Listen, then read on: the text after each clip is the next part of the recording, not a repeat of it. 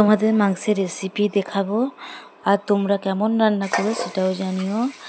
পেঁয়াজ আর টমেটো দেওয়ার পর দেখতে পেলে আদা রসুন দিয়ে ভালো করে ম্যারিনেট করছি বা একটু তেল ছেড়ে চলে এলে তারপরে পরে পরে ধাপ টু ধাপ দেবো। প্রথমে পেঁয়াজ দিয়েছি, টমেটো দিয়েছি, তেজপাতা দিয়েছি আর এখন হলুদ লঙ্কা মিক্সড করে, আমাদের বাড়িতে লঙ্কা একটু পরিমাণ খায় বেশি, তাই লঙ্কার পরিমাণটা একটু বেশি দিয়ে ভালো করে মাখিয়ে একটু জলের মধ্যে তারপরে ওই মশলার মধ্যে দিয়ে দিব। মশলাটা একটু তেল ছেড়ে এসছে, তারপর এটা ঢেলে দিব। তেল ছেড়ে একটু পেঁয়াজগুলো মরে এসছে বা সব মশলাগুলো মরে এসছে, একটুখানি লাল লাল হয়েছে, ব্রাউন মতো হয়েছে, তবে এই মশলাগুলো দিয়ে দিলাম।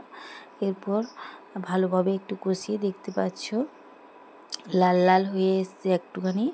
এবার মাংস ঢালার পালা, মাংস ঢালবো। এবার মাংসটা দেখতে পাচ্ছ রেডি করে রেখেছিলাম আগে থেকে মাখিয়ে। মাংস ঢেলে ভালোভাবে একটু কষাবো। কষানোর পর মশলাটা মাখিয়ে ঢাকা দেবো একটু, যাতে ভালোভাবে একটু ভাপা হয়ে যায়। ভালোভাবে মাখানোর পর, কষানোর পর দেখো মাংসে যে মাখানো পেঁয়াজগুলো একটু ভালোভাবে করার পর মরে যাবে। তা আমি একবার রান্না করি, তো তোমাদের দাদাভাই একবার রান্না করে, পাচ্ছিলাম না, আর তোমার দাদাভাইকে বকছিলাম। মাংসর পিসগুলো দেখো এত বড় বড় করে নিয়ে এসছে। এক পা করে ভালো বা পিসগুলো সবাইকে ঠিকঠাকভাবে দেওয়া যাবে।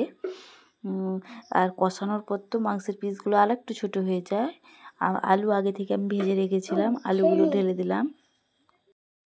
আলুগুলো দিয়ে ভালোভাবে মিক্সড করে ভালোভাবে এবার কষাতে থাকবো। কষানো অনেকক্ষণ কষাবো। কে এভাবে উনানে রান্না করে, কারা কারা উনানে এভাবে রান্না করো? আমাদের মধ্যবিত্ত পরিবারে গ্যাসে তো মাংসের পরিমাণ একটু বেশি, আর উনানে রান্না সব থেকে বেস্ট হয়। গ্যাসে একটা কীরকম ভালো হয় না, তেমন স্বাদ আছে না ঠিকঠাক। আর তোমাদের দেখো গল্প বলতে বলতে মাংস তেল ছেড়ে গেছে। এভাবে রঙটা দেখো একটু লাল লাল ভাব, ব্রাউন ব্রাউন চলে এসছে, তেলও ছেড়ে দিয়েছে বা কষানো প্রায় শেষের দিকে। আর তোমাদের কষানোটা দেখাবে এবার। মাঝে মাঝে আমি একবার রান্না করতে তোমাদের দাদাভাই একবার রান্না করে, আর মাংসের পিসগুলো আমি তুলে তুলে দেখাচ্ছিলাম কত বড় ছিল আর কতটুকু হয়ে গেছে। আর কারা কারা আমার মতো এভাবে উনানে রান্না করো প্লিজ এটা জানিও। আর মাংসের পিস থেকে দেখো তেলগুলো ছেড়ে চলে এসছে।